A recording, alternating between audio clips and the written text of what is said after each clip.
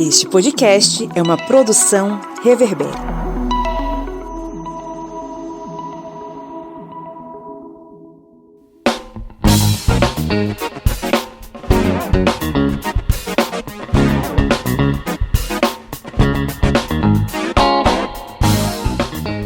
Olá, historiantes! Estamos de volta aqui mais uma vez em mais uma edição do podcast do Historiante, mais um episódio deste podcast que está com você desde 2018, desbravando aí as matas selvagens da ignorância, trazendo um pouco de luz e conhecimento para as pessoas. Eu tô me sentindo aqui o próprio iluminista falando essas coisas. Eu tô me sentindo um Voltaire aqui. Estamos aqui mais uma vez reunidos e eu estou aqui acompanhado, eu sou Pablo Magalhães e estou aqui acompanhado dos meus amigos de sempre, o senhor Felipe Monsanto. Fala galera, bom dia, boa tarde, boa noite, que bom falar aos ouvidinhos de vocês novamente, pós-carnaval. O homem de Alfenas que estava curtindo um carnaval, não é, Felipe Monsanto? Um mini carnaval? Estava com a família em Belo Horizonte, comendo muito pão de queijo e aproveitando piscina de plástico. Muito bem, do paraíso. Estou aqui também com o camarada soviete, o senhor Kleber Roberto. Tô muito desanimado, viu, gente? Tô muito desanimado, tô triste. Essa pausa dramática. Olá, pessoal. Olá, povo. Mas... Estou sem energias. Kleber parece que... Isso aí já tem uma semana já. Quem ouviu a Minipédia já ouviu a tristeza de Kleber. Kleber, meu querido, chá de ânimo, bicho. Toma um chá de ânimo aí. Eu disse que ia falar com Daisy, acabei nem falando com Daisy. Pra ela lhe dar um chá de ânimo. Só se for chá, porque café de R$9, meu filho. Só se for chá. Ou então que suco aquele suco de pauzinho. Porque... Mancha pulmão. Mancha pulmão, porque... De groselha, aquele que deixa a boca toda manchada. Toda vermelha. Vou mandar um café de Minas pra vocês aí, tá? Um café revigorante. Olha aí, será muito bem-vindo, viu? Aqui em casa a gente aprecia café. Não é não, senhora Lídia Verônica? Sim, café nas veias. Aqui a gente não toma café, a gente joga na cara logo pra acordar. Aqui a gente aprecia o café, e café de Minas será muito bem-vindo, viu, Felipe Monsanto? Fica registrado aí, enviaremos em breve. Pão de queijo também, né? Mas pão de queijo estraga. Faz serviço completo. Mas pão de queijo estraga. Pão de queijo vai chegar duro, feito pedra aqui. Aí vai virar violência, tacar pão de queijo na cara. Ele vai usar como arma letal contra os bolsonaristas. Tacar pão de queijo na cara. Ok, estamos aqui nesse clima de alegria, né? Nesse clima festivo para tratar sobre um tema que não é nada festivo. Contrastando aí com o tema de hoje. Hoje a gente se propôs a fazer uma análise sobre o que está acontecendo no leste europeu. Vamos partir aí de uma perspectiva histórica, filosófica, geopolítica, inclusive jornalística, né, pra gente entender o que é que tá acontecendo nessa região, que é uma das regiões mais importantes para o equilíbrio geopolítico, eu diria, mundial e não apenas regional, né? Então, estamos aí diante de um conflito de proporções épicas. Muita gente chegou a perguntar lá no perfil o que é, como é que isso, quem é que tá certo, ucranianos, russos, e o pessoal desconhecendo completamente aí essa questão da geopolítica. E como eu falei na Minipédia, eu vou falar novamente, eu tenho pena dos nossos alunos que vão participar desse novo ensino médio, que vão ter horas a menos de história, geografia, filosofia, sociologia. Eu tenho pena, porque vai ser difícil compreender esse tipo de coisa. Mas sem delongas, vamos para o nosso editorial, porque o tempo urge e a Sapucaí é imensa. (...)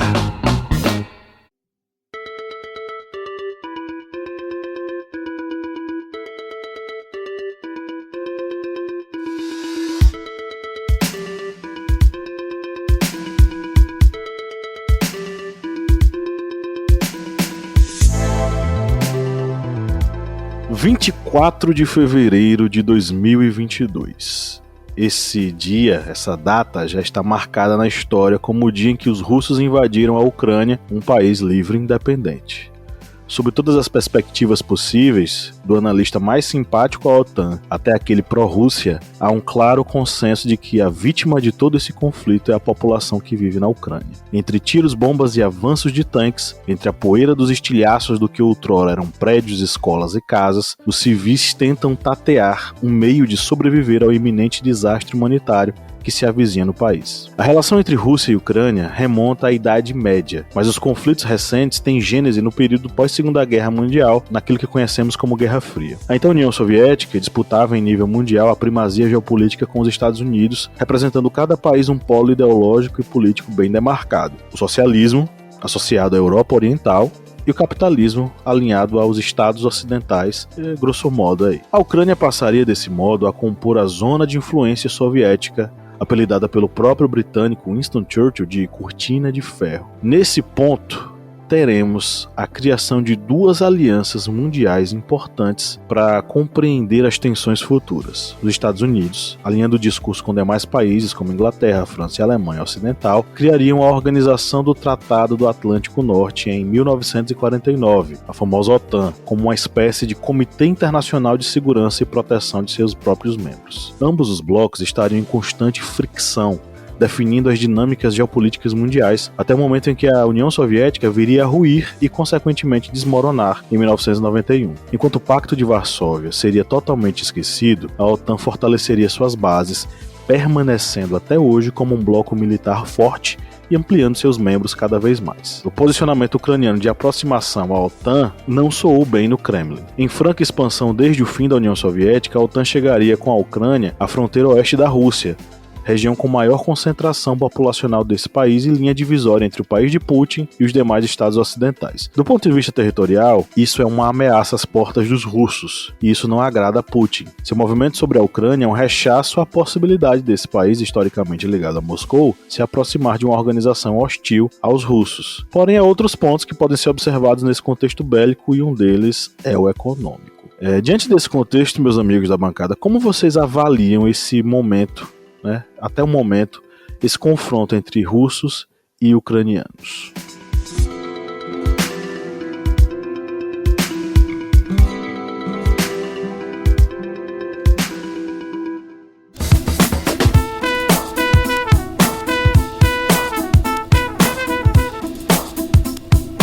Bom, quem curte e acompanha o Historiante pode nos ajudar a manter o projeto, não é mesmo, seu Kleber? Isso mesmo. Você pode ajudar o Historiante de uma forma bem fácil. E faz como? Vai lá no nosso Apoia-se.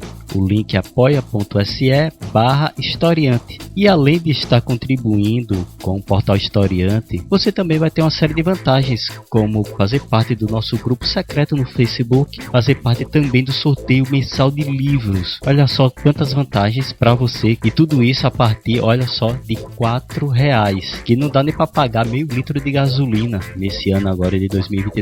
É tão pouco para você, mas é muito aqui para o Historiante. Vá lá no nosso Apoia-se e contribua. É isso aí, o link está na descrição desse episódio.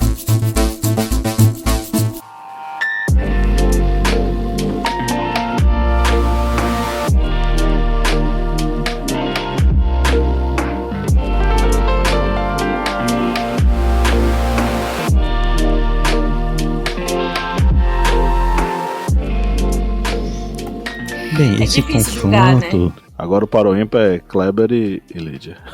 Eu fiquei quieto por causa disso, deixei falarem. Pode ir, Lídia. Eu acredito que seja difícil a gente se posicionar, né, nesse momento, assim, quando a gente entende que existem intenções políticas por trás dos dois lados, né? A gente sabe que a mídia também não noticia coisas alarmantes como a milícia neonazista, né, na Ucrânia, que nesse momento se posiciona, né, ali, defensores como patriotas, né, mas enfim, a gente sabe que é uma medida drástica, a gente considera desnecessário, né, porque isso afeta vidas, né, vidas inocentes. No entanto, a gente sabe que por trás dos panos existem questões políticas dos dois lados, e a gente consegue, quem tá de fora, né, a gente consegue ver, digamos assim, quem atacou quem primeiro, né, se é uma reação ou não, enfim, da Rússia, mas de qualquer forma é de extremo mau gosto, né? Essa medida e desumana. De alguma forma, a gente sabe que as vidas elas importam mais do que qualquer ideologia, né, e posicionamento político. E é por isso que a gente é contra o neonazismo, né? Então, assim, se o neonazismo prioriza vidas a pensamentos ideológicos e posicionamentos políticos, não faz sentido, né, você tirar vidas para punir esse pensamento. Enfim, acaba ficando em pé de igualdade, né, as duas medidas e os dois pensamentos. Estudando para a pauta, eu vi uma questão da linha do tempo que eu acho que pega muito isso que a Liu falou. Se a gente acompanhar a trajetória do Zelensky, o presidente ucraniano, a gente vê uma ascensão dele muito parecida até com a do Bolsonaro. O cara, ele saiu do nada e ele tinha uma ligação, tipo, ele era um humorista que não tinha nada a ver com política, não tinha nada, e o cara sai, assim, do anonimato político para um líder de ponta, né, em pouco tempo aí. E se a gente parar para olhar nessa linha do tempo, a gente vê muito uma conexão dele com o Trump. Ele foi um dos pivôs, né, a história dele com o Trump, a ligação lá, foi um dos pivôs para o pedido de impeachment do Trump há alguns anos atrás, que não deu certo, enfim, assim. A ascensão neonazista ali é muito forte. Se a gente pegar a Winter, eu esqueci o primeiro nome dela, a Winter que é bolsonarista, a ala bolsonarista, ele se inspira... Sarah Winter, obrigado. Ela se inspira muito em movimentos neonazistas vindos da Ucrânia. Então, assim, o Putin está usando disso, esses movimentos neonazistas, para poder dar de desculpa de que quer limpar a Ucrânia, quer deixar a Ucrânia livre, enfim, mas a gente percebe que não justifica, né? E essa não é só o ponto inicial da guerra, existem muito mais coisas aí que a gente já tem lá de 2014, desde quando vem a Crimeia. Mas eu acho que isso deixa muito claro para a gente que os dois lados são muito complexos, né? Claro, não justifica a matança que está acontecendo, a violência que está acontecendo, mas também a gente vê que os dois lados, a Ucrânia também não é tão, entre muitas aspas, pura no que está na história toda. A gente tem que logo colocar o seguinte, porque principalmente pessoas que não acompanham de jornais independentes, notícias, até de noticiários mais renomados, e está tendo uma confusão muito grande, porque muita gente fica dizendo, Zelensky é nazista, Putin é nazista. Nenhum dos dois. De início de conversa, nenhum dos dois tomam esse partido. Na Ucrânia há movimentos neonazistas, tem o Azov, que tem até batalhões que são vinculados ao exército ucraniano, mas o próprio presidente ele é judeu e não há um governo nazista na Ucrânia. Assim como Putin, ele não é um nazista também. Mas se aladeou muito, e a gente sabe que atualmente muitas pessoas se essa informação se informam através de grupos de WhatsApp e acabam recebendo essas notícias falsas. Assim como, por exemplo, isso aí está sendo já noticiado em alguns jornais com um porte maior, e por isso eu busco muito procurar informações de jornais, de locais que têm um jornalismo mais independente, dizendo que Putin ele quer restabelecer novamente a União Soviética. Isso aí novamente é tirar o fantasma do comunismo debaixo do tapete. Isso aí a gente vê principalmente naqueles noticiários mais americanizados. E novamente, não tem nenhuma parte aí de volta da União Soviética. O que está tendo é um conflito dentro de um contexto geopolítico em que a Rússia, ela se sentiu ameaçada com a expansão da OTAN para as nações que faziam parte da antiga União Soviética, fazendo praticamente um cerco contra a própria Rússia, porque sabemos que os Estados Unidos têm como inimigo principal a Rússia, no caso inimigos, vamos botar no plural, a Rússia e a China. E os Estados Unidos, eles têm sérias dificuldades em conseguir resolver seus problemas sozinhos. Eles sempre pegam bodes expiatórios, aliados. Só você ver, por exemplo, as guerras que os Estados Unidos ganham. É sempre os aliados, porque é ele mais outros, porque sozinho ele tem essa dificuldade. Peguemos exemplos, a Guerra da Coreia, a Guerra do Vietnã, Primeira e Segunda Guerra Mundial, em que ele já entrou junto com outras nações, ele não ganhou essa guerra sozinho, como é noticiado pelos cinema, principalmente hollywoodiano, que parece que os Estados Unidos venceu essas duas guerras sozinhos, mas os Estados Unidos, eles mantiveram uma estrutura de aliados após o fim da Guerra Fria.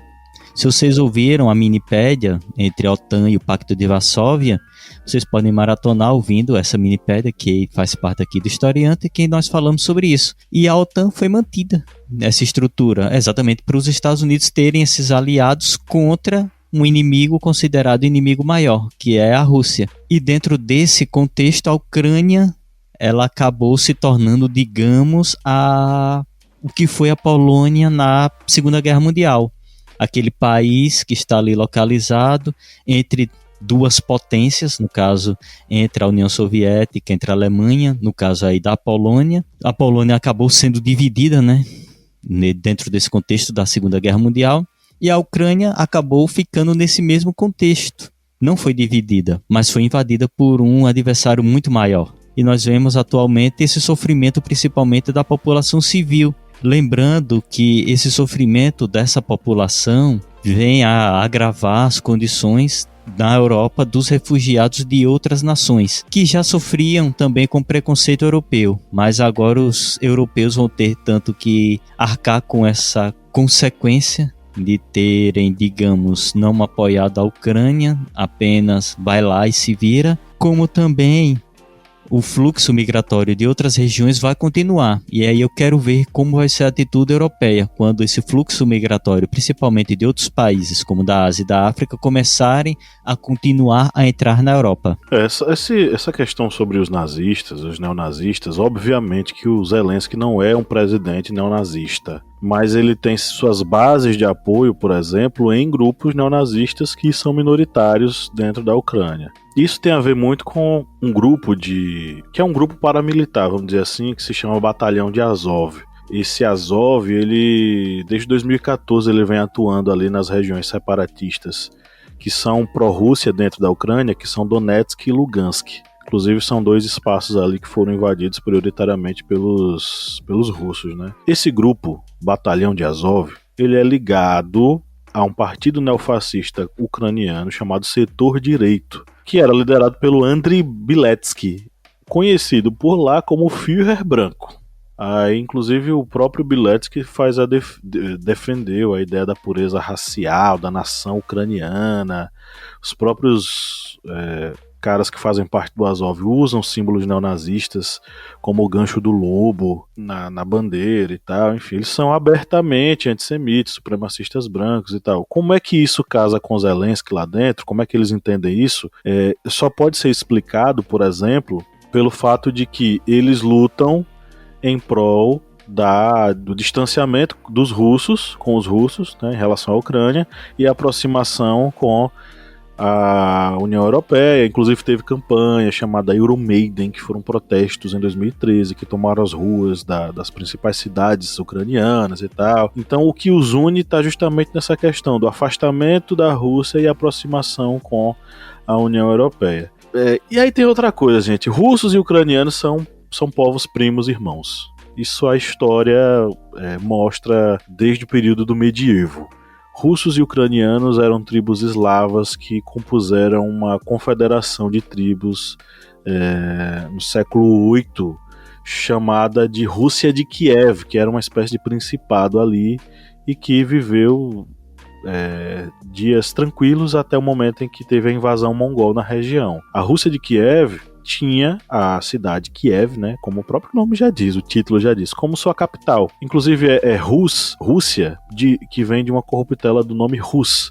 Rus era um termo utilizado desde o período viking antigo, que se referia aos vikings que não habitavam na região ali, que era aquela região litorânea, muito ligada ao mar e tal. Eram os habitantes da cidade, eram aqueles que habitavam nas cidades, que era justamente essa região que foi colonizada por esses vikings, que passariam ali a ser chamados de Rus. Então, advém disso, né? E aí esses povos eles se organizaram nessa confederação, foram invadidos pelos mongols, e aí eles vão ser futuramente invadidos novamente por dois reinos, que era o reino da Polônia e o Grão-Ducado da Lituânia. Durante muito tempo foi território dessas duas coroas. Lá no século XVIII, né, o território vai ser anexado pelo Império Russo, e aí o território vai ser meio que dividido. De um lado você vai ter o território do leste divididos ali. Eu esqueci o nome do rio, cara, que passa no meio da Ucrânia.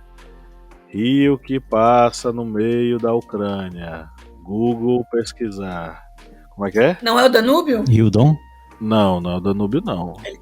Rio Da Don? Europa, não Rio sei. Don, não sei. Aqui tá Dniepr. É o Dniepr. Eu não sei. Dniepr. Aportuguesamento da Rio Danapres. Enfim, existe esse rio que corta a Ucrânia em duas partes.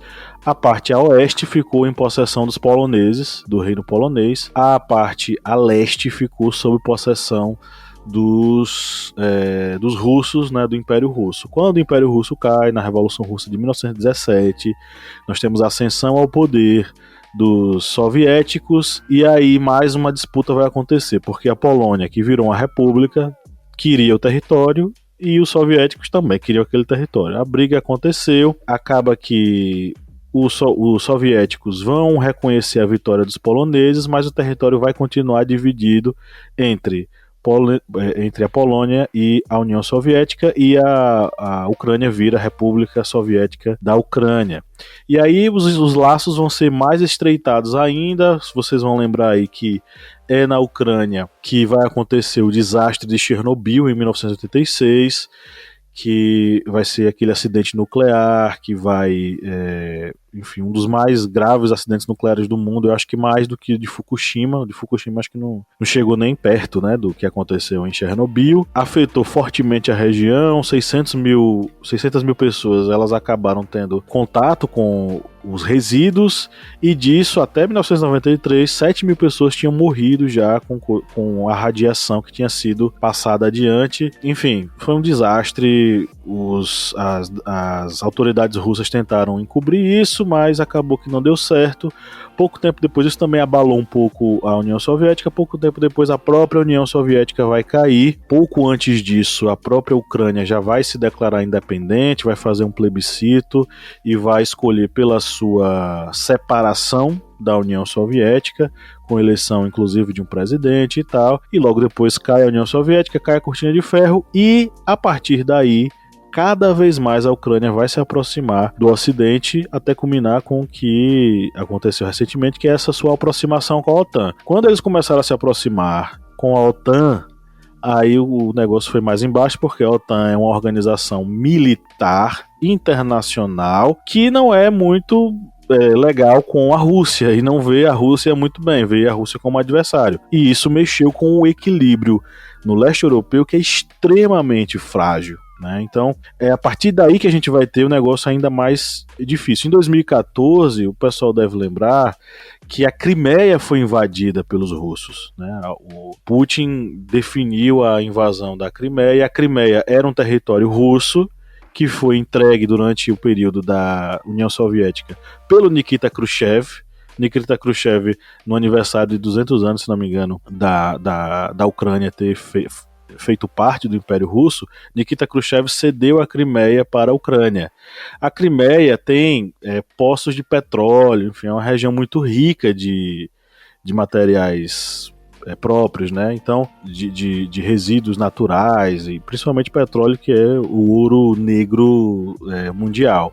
Então, é uma região muito rica, foi repassada para a Ucrânia, e quando a Ucrânia começou a se aproximar da União Europeia, a Rússia foi lá e tomou a Crimeia de volta, porque boa parte, a maioria dos habitantes da Crimeia são pessoas russas, falam russo, se identificam com os russos, e no plebiscito que aconteceu lá, que muitos dizem que foi um plebiscito a toque de caixa, cheio de irregularidades, o pessoal da Crimeia escolheu ir para o lado russo, né? E aí a gente tem essa questão até hoje.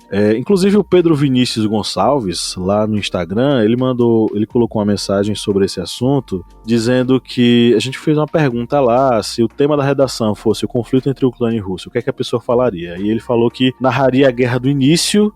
No desenvolvimento, ele falaria sobre o histórico desse embate, os acontecimentos relacionados a ele, e terminaria defendendo um lado e usando acordos passados e situação pós-guerra como argumento. E de certo modo ele está certo em relação a isso, porque a gente só vai conseguir entender o que está acontecendo no leste europeu se a gente entender a história desses dois países que se unem, se amam e se odeiam há um tanto tempo. E aí a gente teve essa questão da xenofobia, né, dentro desse processo, porque muita gente tentou ir embora e os brasileiros que tentaram ir embora, como africanos, como árabes, como vários outros, acabaram sofrendo preconceito, né, na saída. Vocês pegaram essa parte aí?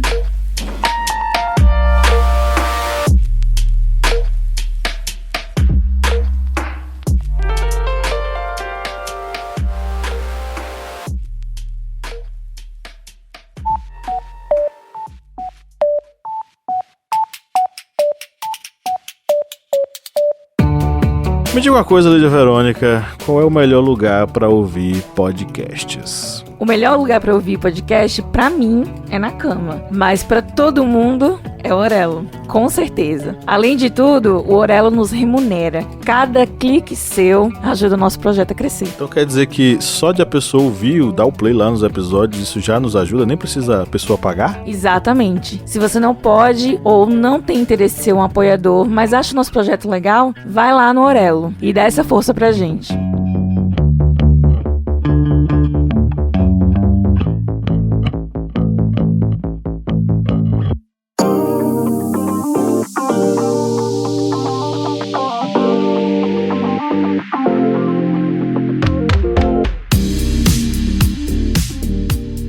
Tem rolado bastante isso, né? Estudando para a pauta, eu li algumas coisas que me deixaram até me deixaram bem triste, né? Quanto a isso. Eu vi o depoimento de uma médica que é indiana que ela contando das 500 pessoas que... Aliás, mentira. Eles esperando um trem, colocavam 500, 400 pessoas ucranianos dentro do trem, e para indianos e estrangeiros, outras pessoas, colocavam 50, 30. Isso mostra muito como essa xenofobia está forte lá, né? E a gente tem que pensar muito na questão humanitária nesse momento. Quantas pessoas estão perdendo a vida e quantas pessoas estão em risco lá nesse momento por causa disso, né? E isso é um sinal muito complicado de como essa xenofobia ela tá forte e tá pegando bastante nesse momento lá. Engraçado que eu vi essa semana, né, as chamadas de jornais, né, de canais mundiais, e aí a chamada dos refugiados da Síria era crise migratória. Fazendo um alarde sobre quanto ia afetar a Polônia aquela crise migratória, né? E aí agora as chamadas são refugiados, né? Eles tratam os ucranianos como refugiados. Então a gente já denota aí essa segregação, né? Uns fazem parte de uma crise migratória, né? Porque eles têm opção, então eles vão para a Polônia, né? Só para destruir a economia. Já os ucranianos não, eles são abraçados porque eles estão refugiados, né? Enfim, só uma reflexão mesmo. Mas eu também vi um comentário legal aqui, separei inclusive para falar aqui na nossa mesa, que é do Marcos. Ele fala assim: OTAN e neonazismo na fronteira da Rússia. Eu já falei lá atrás, né, no início do programa, eu falei sobre a questão das medidas tomadas para se combater, né, o que se acredita ser mal ou bom. A gente sabe que não se limita apenas a isso, né, mas a questões políticas. Mas pensando assim, OTAN e nazismo na fronteira Rússia, é engraçado porque é como se os dois fossem inimigos da Rússia, né? A OTAN e o nazismo, e de fato né? Se você pensar, né, que a OTAN ela foi criada justamente para fragmentar a União Soviética, né? Então ela é um inimigo direto da Rússia. E aí quando a OTAN se põe como política externa dos Estados Unidos, né? A gente traz outras questões, né? Lá atrás da Guerra Fria, né? Enfim, mas eu achei interessante ele colocar assim OTAN e nazismo na fronteira da Rússia, porque é como se a resposta de Putin a digamos assim, uma encurralada, né? Eles estavam sendo encurralados, tanto pela OTAN quanto o nazismo, porque o nazismo era um problema doméstico ali da Ucrânia, certo? Que eles tentavam combater, né, de forma, digamos assim, doméstica também, né? Porque de uma forma bem esdrúxula e bem simplista, a Ucrânia seria o quintal da Rússia, né? Ele entra a hora que quer, sai e se relacionam bem, é praticamente uma parte da casa, né? E aí, quando essas manifestações nazistas surgem, né, a Rússia se sente no direito de se posicionar. A Rússia poderia se posicionar contra o Bolsonaro? Poderia. Mas, assim, eu tô falando da opinião nazista, tá, gente? Fascista, no caso. Mas aí a Ucrânia, né, tem esse posicionamento de dar liberdade, né, a pensamentos não nazistas e fascistas. E aí chega junto à OTAN, ou seja, foi a gota d'água, né? Então achei interessante o comentário do Marcos, Marco LA67, isso. Marcos Sérgio de Oliveira. E eu achei interessante esse comentário dele, porque parecem duas coisas diferentes, né? OTAN e nazismo. Pra gente, realmente é. Mas pra Rússia, não, porque são dois inimigos diretos, entende? Então, achei interessante ele trazer OTAN e nazismo como antagonistas, né? Como rivais diretos da Rússia. A quem a Rússia deve se opor, obviamente. E, no caso, né, tomou medidas, né? Porque se... digamos assim, lá vem o nazismo. Aí, de repente, opa, lá vem a OTAN. Não. Dois não, entendeu? Então, achei interessante. Demorei muito nesse comentário, né? Mas tem uma declaração do Putin essa semana, ele falando, né, sobre essa questão da entrada da Ucrânia na OTAN, da possibilidade da entrada na União Europeia, igual o Zelensky tem pressionado.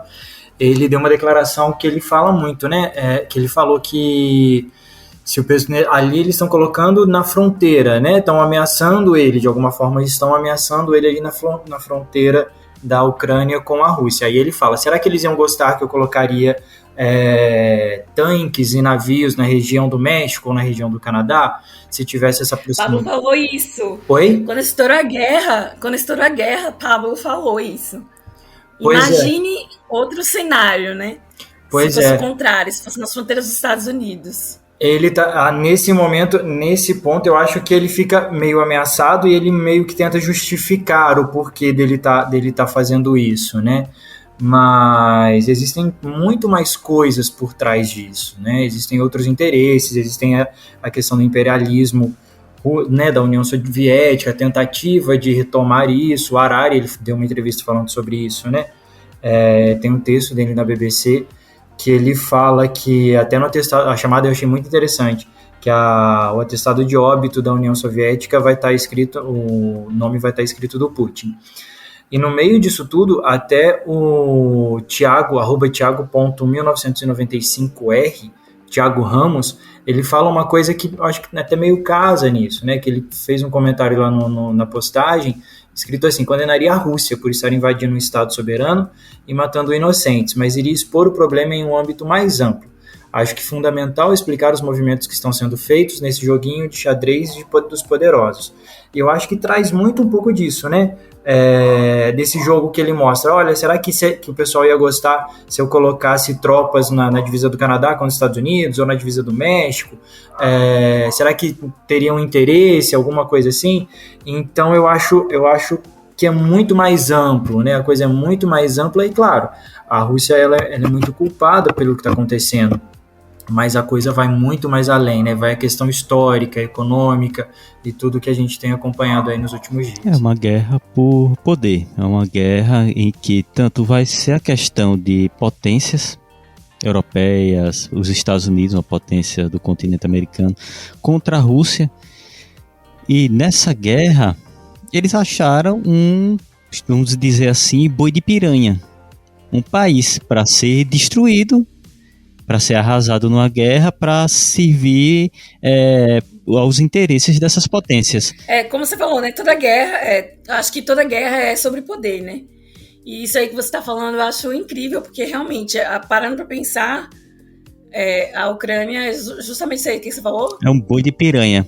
Para quem não sabe essa expressão, boi de piranha, quando os boiadeiros ali na região, principalmente Pantanal, a região assim do centro-oeste, vão passar por algum rio que tem piranhas, eles pegam um boi e colocam ele a uma certa distância, por onde vai passar todo o restante do rebanho.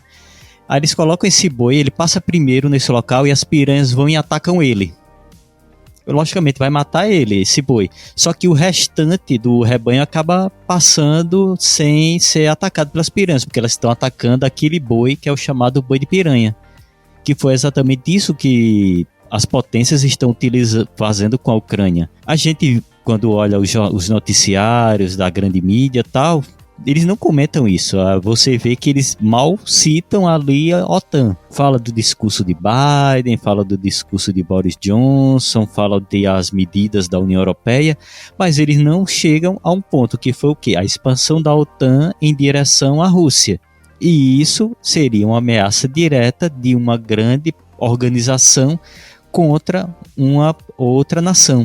Lembrando que com o fim da União Soviética, havia um acordo de não expansão da OTAN para essas nações que faziam parte da União Soviética. E mesmo assim ocorreu essa expansão ali para a Estônia, Letônia, Lituânia e seria agora para a Ucrânia. Aí pode aparecer alguém chegando aqui dizendo: mas vocês aí estão exagerando, os Estados Unidos nunca iriam fazer isso, destruir um país por seus interesses. Aí a gente lembra, né, que a América Latina, boa parte dos países da América Latina sofreram com terríveis ditaduras pelo interesse dos Estados Unidos durante o período da Guerra Fria. A África ocorreu a mesma coisa. O Congo se emergiu em uma guerra civil exatamente pelos interesses de potências europeias e Estados Unidos, que não queriam governos que pudessem ser democráticos e que tivessem uma ligação mais, digamos, com a esfera soviética. Não queriam e preferiram jogar países em ditaduras, guerras civis, do que deixar que esses países tivessem governos populares, governos que visassem medidas mais sociais e assim pudessem, uma hora ou outra, ter uma ligação com o bloco soviético, que não ocorreria. O Brasil é um exemplo disso. Jango não era comunista, ele não tinha uma ligação com a União Soviética, com o socialismo. E mesmo assim, os Estados Unidos forçaram um golpe de Estado no Brasil. E a gente sabe como foi cruel a ditadura no Brasil, que não foi revolução, não vem com revolução, que esse negócio de 64 foi revolução e sair. Quem disse que em 64 foi revolução, acredita em terra plana. Para mim é a mesma coisa. Essa questão da construção dessa rivalidade, desse conflito agora, são vários os motivos, né? O professor Luiz Severino fez um comentário aqui que eu achei bastante interessante. O @Luiz Silva Júnior, professor Luiz Severino da Univasf, nosso amigo, nosso seguidor também. Ele fala que é mais uma guerra por petróleo e gás. A OTAN jogou a isca da entrada ucraniana na OTAN. O Putin foi fraco, comeu a isca e agora tem um mundo ocidental contra a Rússia. Para a Rússia só tinha duas opções: ter a coleira no pescoço, com bases na OTAN, da OTAN na Ucrânia, ou invadir e virar o vilão. O que temos hoje é a Ucrânia lutando sozinha e o Parlamento Europeu focado apenas nas sanções que vão garantir a invasão da Crimeia, onde estão os poços de petróleo, e a tomada dos gasodutos, inclusive o Nord Stream 2. Inclusive, é uma coisa que a gente precisa mencionar. A Rússia, ela oferece 50% do gás natural que é consumido na Europa, em especial pela Alemanha. Ela tem um gasoduto. Ela tem vários gasodutos, na verdade, que passam pelo seu território e também passam pelo território ucraniano. E ela está querendo fazer o Nord Stream 2, que é um gasoduto que passa pelo oceano, né? Por baixo do oceano. E aí, o que acontece? Esse gasoduto, que ainda estava em fase de licitação, uma das sanções que a Alemanha impôs foi embargar a licitação dessa obra. E aí é uma sanção econômica que pode fragilizar a Rússia, mas, salvo engano, a Rússia tem mais de 600 bilhões de dólares, acredito que seja nessa faixa, 600 bilhões de dólares de reservas financeiras, justamente pensando nesse tipo de conflito. Então, é de fato uma guerra por petróleo. A Crimeia é uma região onde tem poços de petróleo muito importantes, e também é uma disputa ali por relevância geopolítica. O Putin usa a questão, estou lutando ali para expulsar os neonazistas, eu estou combatendo neonazistas como os nossos camaradas fizeram na Segunda Guerra Mundial. Mais ou menos, e mais para menos do que para mais. O Putin está usando isso como uma desculpa para se legitimar, mas na verdade isso não corresponde com a verdade. Como a gente falou, existem núcleos neofascistas por ali, mas que eles não são a maioria. O Zelensky, ele não é um neofascista, gente. O Zelensky, qual é a história do Zelensky? O Zelensky foi eleito numa eleição que humilhou os políticos tradicionais ucranianos. Ele era um humorista de TV, ele gostava de ridicularizar nos seus programas esses políticos. Ele acabou vencendo com mais de 70% dos votos, né, num segundo turno em que ele derrotou Petro Poroshenko, que ficou só com 25% dos votos, que era um político já com experiência, já com uma bagagem, enfim. Então a vitória dele foi vista como um protesto da população diante, né, do que aconteceu, por exemplo, em 2014, com toda essa questão, a derrubada do presidente que era o presidente pró-Rússia, né, ele foi derrubado e a população elegeu o Zelensky, que tinha um discurso pró-União Europeia. Então já existe todo um conflito ali que 2014, eu acredito que seja fundamental para entender, né, o que está acontecendo hoje. Teve todo o discurso que ele estava lutando contra a velha política, ele dizia que ele era o servo do povo, ele fez vídeo metralhando o parlamento ucraniano, sim, é isso mesmo, você ouviu certo, o cara fez esse tipo de coisa. Então ele fez esse tipo de vídeo. Então ele já foi eleito dentro dessa construção, dessa linguagem, dessa perspectiva muito vou acabar com a velha política, vou fazer uma nova política. Ele já vem nessa perspectiva já desde essa eleição, e a Ucrânia já vem bebendo dessa fonte já há bastante tempo. O que acontece é que as discussões ali se acirraram. Eu vejo muito assim, o Zelensky e a Ucrânia inflamados tipo uma briga, sabe? Fica o amigo União Europeia, o amigo OTAN ali no pé dele dizendo: ei cara, vai lá, dá um tapa nele. Tá lá o russo lá sentado, vai lá dar um tapa nele. Aí vai lá, os ucranianos se enchem, né? O Zelensky se enche e começa a peitar a Rússia, e aí o Putin acaba fazendo essa reação, que é uma reação, de certo modo, desmedida, muito questionável, e que vai trazer, enfim, consequências muito duradouras para a geopolítica ali no leste europeu, porque eu acho que isso é um passo sem volta. Não tem como retornar, não tem como voltar atrás.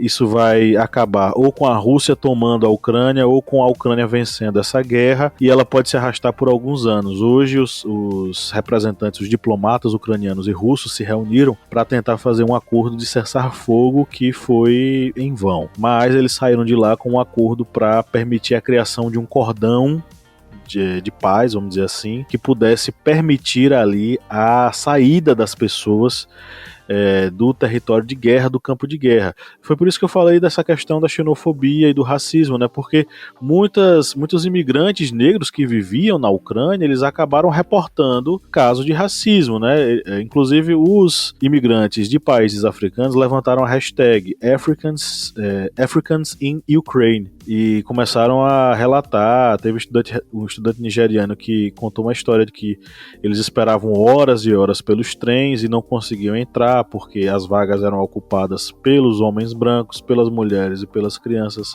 todos brancos. Eles não eram inseridos, eles tinham que empurrar as mulheres negras, as colegas deles, eles tinham que empurrar para elas caírem lá dentro na hora que o trem estava saindo, para não ter desculpa de elas serem expulsas. Entre vários outros casos. E aí tem casos de brasileiros que estão tendo que sair a pé do território, eles alugam um carro e aí saem, e aí termina o trajeto a pé, porque não conseguem ter uma assistência dos próprios agentes da fronteira. Então, são muitas histórias sobre esse assunto, são muitos relatos sobre essa xenofobia ali na linha de saída da Ucrânia. O que dá para perceber nessa guerra é que tanto Putin, ele imaginava uma guerra rápida, uma semana no máximo, e aí fez esse erro de cálculo. E por esse erro de cálculo vai vindo sanções atrás de sanções. Se fosse uma guerra rápida, não haveria, digamos, um movimento de tantas sanções contra a Rússia como está tendo, porque já teria, digamos, encerrada a guerra. Poderia ter uma sanção ou outra? Poderia, mas o argumento de uma guerra continuada não haveria mais. Eu acho que Putin cometeu esse erro de imaginar uma guerra clássica, uma guerra de uma semana, e atualmente guerras urbanas são longas. Estados Unidos é um exemplo disso. Passou anos no Iraque e não resolveu. Passou anos no Afeganistão e não resolveu. E acho que Putin cometeu esse erro nessa guerra. Zelensky nem se fala. Cometeu o erro de, acho que, imaginar que iria ter o apoio da OTAN nisso. E poderia utilizar a OTAN para recuperar a Crimeia. Mas a OTAN deu, tchau e se vire aí. Vamos mandar sanções aí e fazer filtros de Facebook para ajudar vocês. Manda armas, manda. Mas, por exemplo, mandar caças e muitas vezes sem piloto é complicado. Com aeroportos sendo atacados é complicado. Mandar dinheiro, mandar 300 milhões, o armamento para se comprar para uma guerra é caríssimo. Isso aí, digamos, em termos militares, é praticamente nada. A gente tá falando muito de imigrantes. Tá aceitando os imigrantes, tal. Oh, que maravilha, ucranianos, vamos aceitar vocês de portas abertas. Por enquanto, acredito eu que não vai demorar muito para ocorrer os problemas que ocorrem com imigrantes. Tá tomando meu emprego, tá tomando minha vaga do prédio, do aluguel mais barato, tá tomando a vaga na escola. Lembrando que o desemprego na Polônia, acabei de pesquisar aqui, tá no próprio site, CEIC Data. Polônia, o desemprego é 6,4%, ou seja, tem desemprego. E sabemos que, quer queira, quer não, por mais que num primeiro momento as portas estão abertas, quando começar a ocorrer deles terem que trabalhar, deles terem que procurar educação, deles terem que procurar auxílio à saúde, com certeza, infelizmente, como é já da feição europeia, as portas começam a fechar e as caras começam a ficar mais estressadas. Aí, Kleber Roberto, eu queria fazer uma provocação. Tem a frase do Yuval Harari aqui. O Yuval Harari acredita que o Putin já perdeu a guerra, e ele levanta uma questão aqui relacionada a que o Putin, ele meio que tem uma espécie de ideia de dominação e de expansão, como se ele fosse uma espécie de líder imperial, que ele quisesse retornar àquela questão, a grande Rússia de novo e tal. Ele tem uma fala, inclusive, que é bem marcante, né? Ele fala que o povo ucraniano está resistindo e conquistando a admiração do mundo inteiro. A principal questão deixada em aberto é quanto tempo levará para que essa mensagem penetre nas grossas paredes do Kremlin. Aí eu queria perguntar para vocês o seguinte: de certo modo, será que o Yuval Harari não está reforçando aquela narrativa norte-americana de que Putin é o culpado de tudo e que a Ucrânia é vítima nisso? Eu acho que, de certa forma, eu acho que não, sabe por quê? Pegando até um pouquinho do que o Kleber fala, o Putin, eu acho que ele não espera, ele tinha essa ideia, né, de retomar a antiga União Soviética, né, tornar a Rússia grande de novo, né, vamos colocar assim, que a Rússia fosse grande de novo, e não esperava dessa união do povo ucraniano, sabe? Eu acho que até para todo mundo, ninguém esperava que fosse ter essa dificuldade, né, dele avançar dentro da Ucrânia, chegar a Kiev, que haveria tanto essa resistência. Eu acho que o Harari ele parte desse ponto, dessa admiração pelo que o povo ucraniano tem feito. Claro, eu acho que eles estão muito unidos, aliás, eles estão muito unidos, e isso tem impressionado muitas pessoas. Eles não têm se amedrontado com o tamanho do poder bélico da Rússia e têm se unido e lutado a todo custo para poder manter o país deles, né? Eu acho que essa questão da grande Rússia. A Rússia, sabemos, quem pesquisa um pouco já sabe que tem vários países da ex-União Soviética que são, digamos, estados satélites, como os Estados Unidos têm com a América Latina. Tem vários países que são estados satélites dos Estados Unidos, só não usam esse nome. Eles usam aliados, a doutrina Monroe, América dos Americanos, mas não deixa de ser estados satélites que acabam tendo que fazer o que os Estados Unidos querem. Ou então ocorre o que está acontecendo com Cuba ou a Venezuela, toma embargo. Por exemplo, Belarus, Cazaquistão, são estados que faziam parte da União Soviética, que são estados, digamos, satélites, fazem parte ali de países aliados da Rússia. Mas assim, uma expansão militar muito grande, não. Isso aí não, porque guerras são caras, muito caras. Como acabei de citar, os Estados Unidos vai mandar 300 milhões de dólares para ajudar a Ucrânia. Um caça de batalha, um caça moderno, é 200 milhões, dá para comprar um. Ou seja, é nada. Se você lembrar, a guerra no Iraque custou aos cofres americanos aproximadamente, se não me engano, foram 3 trilhões. Não é milhões, não é bilhões, é trilhões de dólares. Para você ver como a guerra é cara e não resolveu. Ou seja, essa grande expansão tal de muitas guerras, a Rússia não vai fazer, porque é algo muito caro. Na Ucrânia está demorando, a guerra está. Porque guerras urbanas são longas, são demoradas. Como eu disse anteriormente, Putin, eu acredito que ele fez esse erro de cálculo de ou os militares ucranianos darem um golpe de estado em Zelensky, ou a população não ter essa resistência dentro de cidades, ser uma resistência mais em zonas fora dos grandes centros, o que facilita uma guerra. Mas a guerra em centros urbanos é longa, são demoradas. Isso, desde a Segunda Guerra Mundial, já temos exemplo disso, de um exército chegar numa cidade e ficar travado. E isso acaba sendo custoso para um Estado. E essa questão de uma resistência, poder, digamos, ucraniana dobrar a Rússia, acredito que não dobre assim numa vitória campal.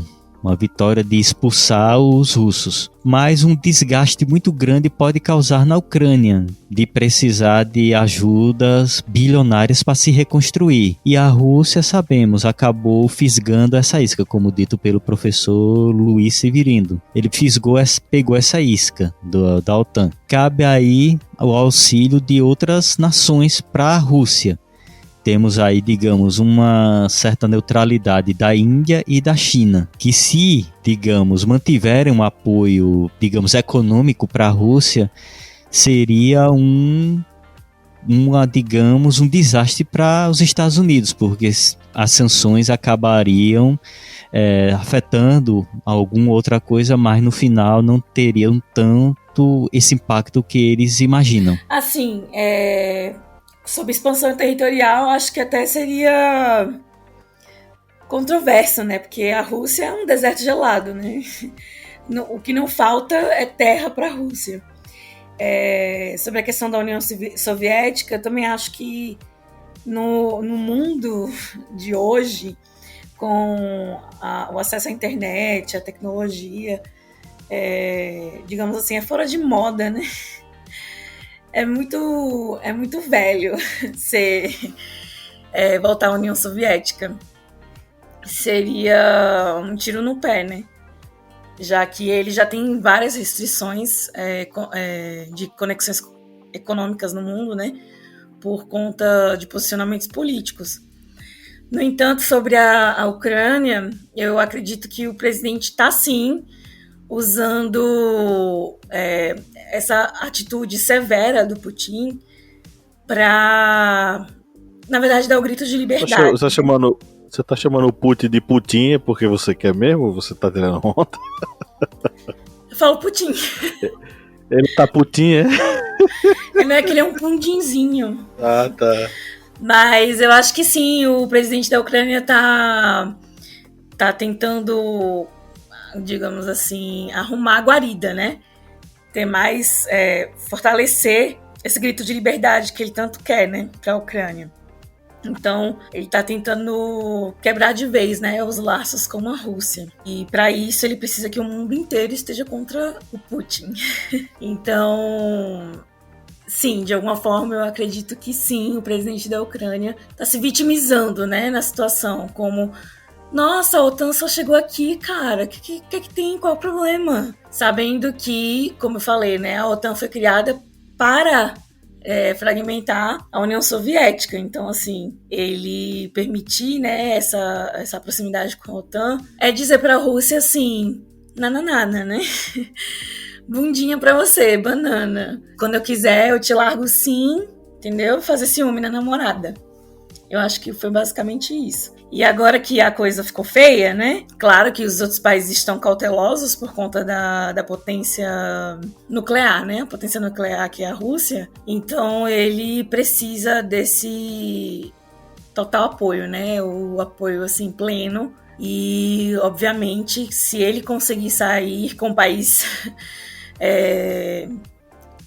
não inteiro, né? Que já não está, mas em condições de se erguer, ele provavelmente vai querer, né, que essas pessoas que estão ajudando ele agora ajudem a reerguer o país e quebrar de vez, né, as relações, qualquer relação que a Ucrânia possa ter com a Rússia. E sim, né, de alguma forma acabar com os planos do cérebro, né, que é o Putin, de dominar o mundo. Ok, vou agradecer aqui a todos e todas que colaboraram, mandaram mensagens e tal. Inclusive teve uma fala aqui do nosso apoiador Flávio Santos, que disse nada de novo no contexto histórico, imperialismo, interesses econômicos e conflitos étnicos. Rússia e Ucrânia já se estranhavam antes mesmo dos tempos da União Soviética, mas eu chamaria atenção para algo que tem estado em evidência nesses últimos meses, o nazismo, sobretudo do lado ucraniano. A gente já debateu sobre esse assunto aqui.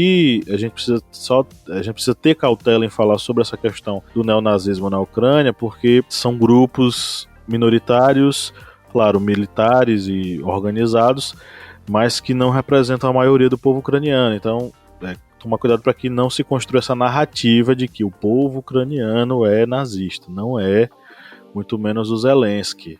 Mas há um grupo muito forte lá que defende essa ideia. O Luiz Carlos Teixeira, o @LuizCarlosSP _, escreveu: tô putinho com isso. Eu pensei que Lídia estava fazendo alusão a esse comentário desse rapaz que disse que estava putinho com esse assunto. A gente faz piada aqui no Brasil, na verdade aqui no Brasil tudo vira meme, né?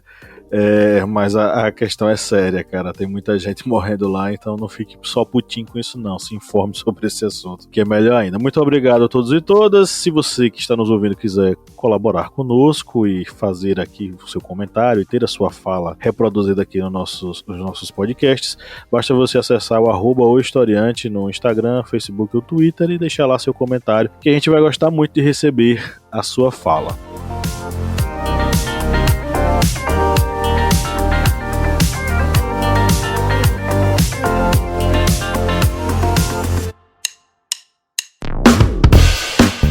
Você que é nosso ouvinte, que acompanha esse podcast a cada semana e adora ouvir os nossos papos, que tal a gente fortalecer os nossos laços de amizade? É simples demais e nem precisa pausar o episódio, né, Felipe? Exatamente, Paulo. Se você está ouvindo a gente agora, seja no Spotify ou seja na Apple Podcast, pra gente ficar mais íntimo, pra gente falar cada vez mais ao seu ouvidinho, você faz o seguinte agora. Enquanto tá ouvindo a gente, vai lá, avalia a gente no seu aplicativo de áudio. Vai lá no Spotify, dá 5 estrelas pra gente. Vai lá no Apple Podcasts, dá 5 estrelas pra gente. Isso fortalece o nosso relacionamento e você fica cada vez mais perto da gente. Faz isso pra gente, dá essa moral lá agora.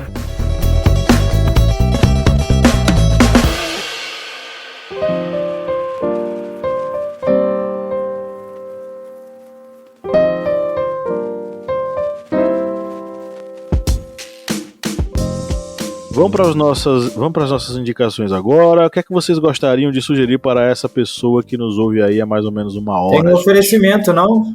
Mas realmente o Felipe está corretíssimo, né? Tem um oferecimento e hoje é com ele, por isso que ele tá inclusive Tô de olho no negócio aqui, ó. Já soltou ali até o pigarro, né, para limpar a garganta para poder falar. Felipe Monsanto, as indicações são um oferecimento para os nossos apoiadores, não é isso? Sim, a gente oferece esse quadro especialmente para os nossos apoiadores que acompanham a gente aí com conteúdos exclusivos. E essa semana a gente vai oferecer essas indicações, a princípio, para a nova apoiadora, que é a Andresa Souza Lima. Andresa, um abraço, muito obrigado por apoiar a gente.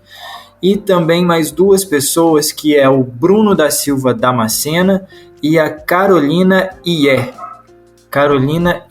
Então, um abraço para vocês três, para a Andresa, que é a nossa nova apoiadora, muito obrigado. E muito obrigado também ao Bruno e à Carolina. Esse quadro agora é para vocês. Vou começar com as minhas indicações, então. Vamos lá. Para leitura, eu vou indicar... Eu tô romântico no pós-carnaval. Vou indicar duas leituras que eu fiz há pouco tempo, que eu gostei bastante. Um é um livro de poemas do Lucão. Ele é um escritor que eu descobri no Instagram. Ele é muito bom e ele tem uns poemas rápidos, assim, bem gostosos. Chama o livro mais recente dele, Poemas para Respirar Debaixo d'Água. É bem gostoso esse livro dele. E também um livro de contos que eu li há pouco tempo, que eu gosto muito de ler no domingo gosto muito de ler no finalzinho do domingo, assim. Esse livro de contos me chamou muita atenção, chama Dias de Domingo, que são vários contos de vários escritores. Uma delas que eu gosto muito, que é a Maria Ribeiro, chama Dias de Domingo. São análises por esses escritores, né? Tem Adriana Lisboa, Maria Ribeiro, Carlos Eduardo, o que o domingo é para eles. É bem gostoso também, uma leitura bem rápida, e fica a dica aí para vocês de leitura para essa semana. De música, eu vou indicar duas músicas aqui. Como a gente está gravando numa quinta-feira, ontem foi quarta-feira de cinzas, a música tema desse dia é Todo Carnaval Tem Seu Fim, do Los Hermanos, e eu vou indicar também Incalculável, do Tim Bernardes, que é uma música que eu tenho ouvido muito nos últimos dias. Bom, a minha indicação é uma série que acabou essa semana e a galera ficou eufórica, isso é um trocadilho, e Euforia, né, da HBO.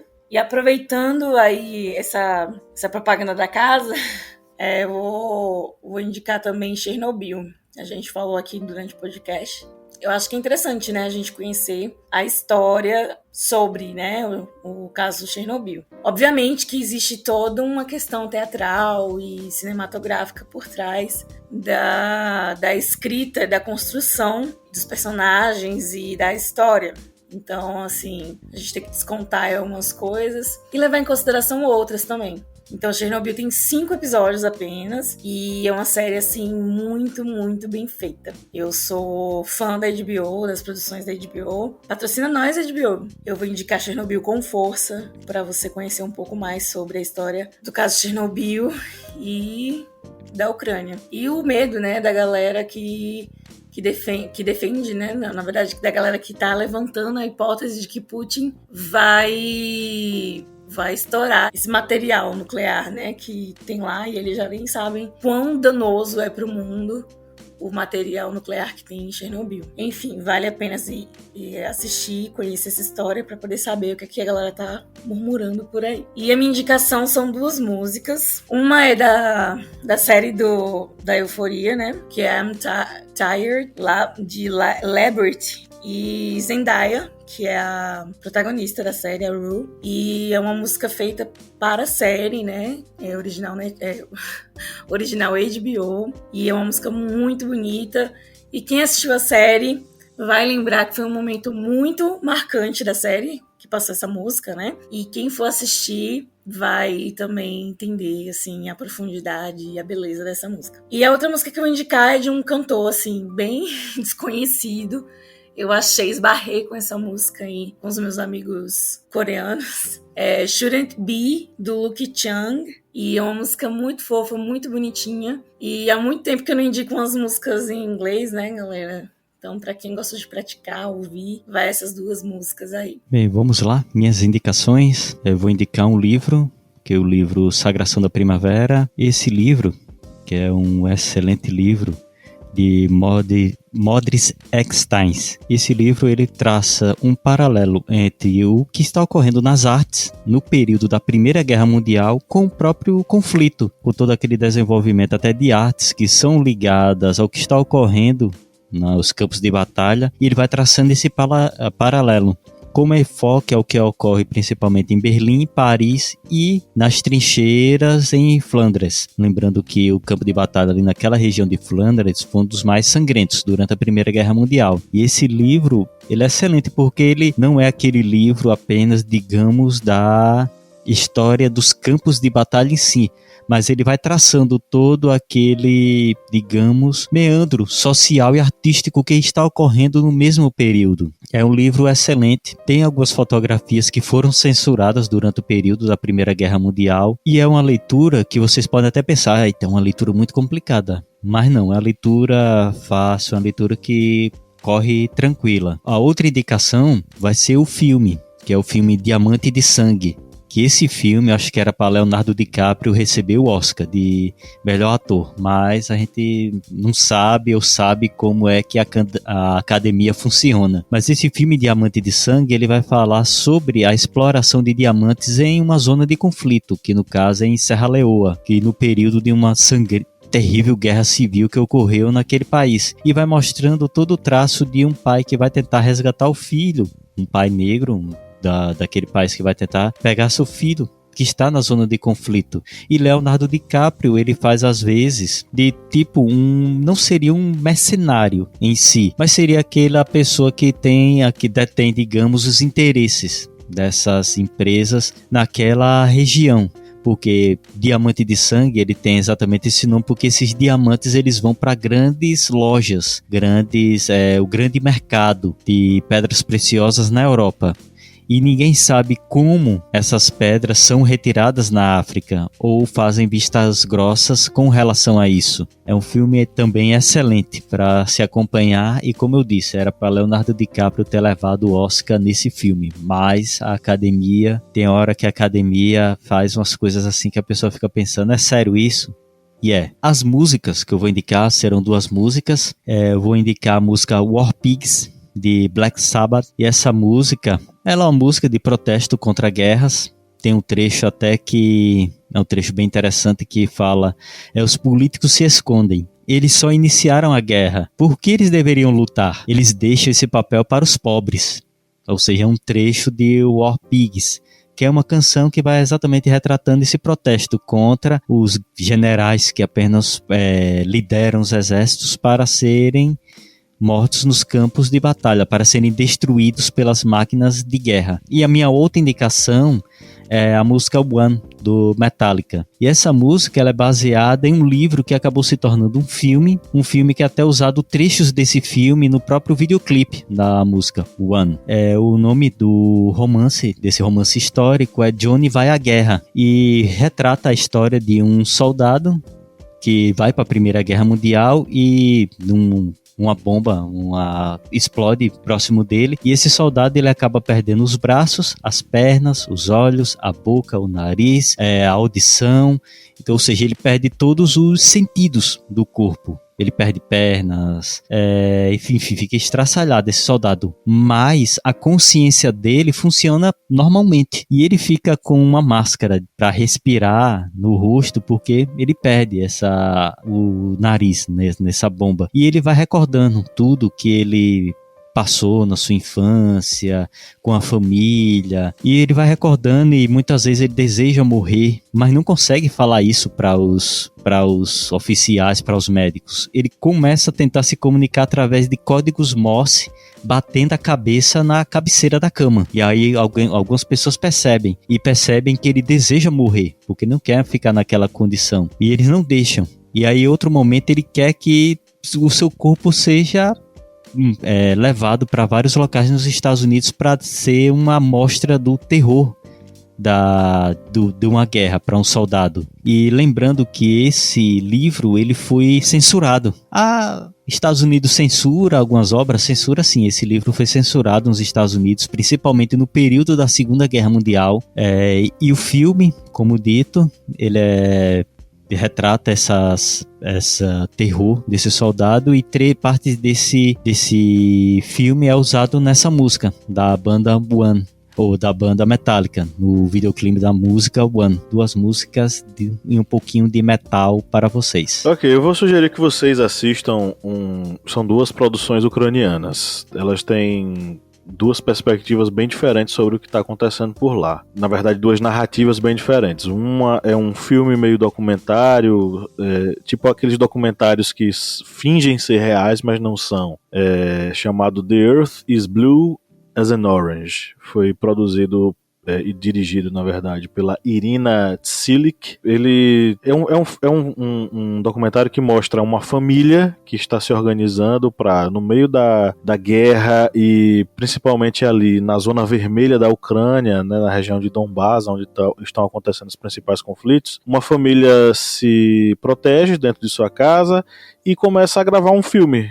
Então, entre os risos, as brincadeiras e todo um clima agradável que aquela família cria para si, eles são entrecortados, são atrapalhados por sons de explosões, tiros, soldados, enfim. Então, é um filme bem interessante, ele é sensível ao mesmo tempo em que ele é duro, né, porque é uma realidade de guerra. O outro é o documentário Winter on Fire, que está na Netflix e que faz uma narrativa bem voltada para os ucranianos e uma revolução humanitária que é colocada assim, né, o que aconteceu em 2014, e apesar dessa narrativa muito pró-Ucrânia, é um documentário interessante para começar a entender o que aconteceu em 2014, como a gente já explicou aqui, de uma forma mais interessante, porque são vídeos dos próprios manifestantes, né? O que aconteceu a partir da ótica dos próprios manifestantes. Lembrando que é bem pró-Ucrânia e coloca o Putin como se fosse vilão de desenho animado. E para nossa playlist, vamos aí com Samba é Sacerdócio, de uma cantora baiana negra chamada Ayase. Ela canta com Luiz Melodia, que já nos deixou,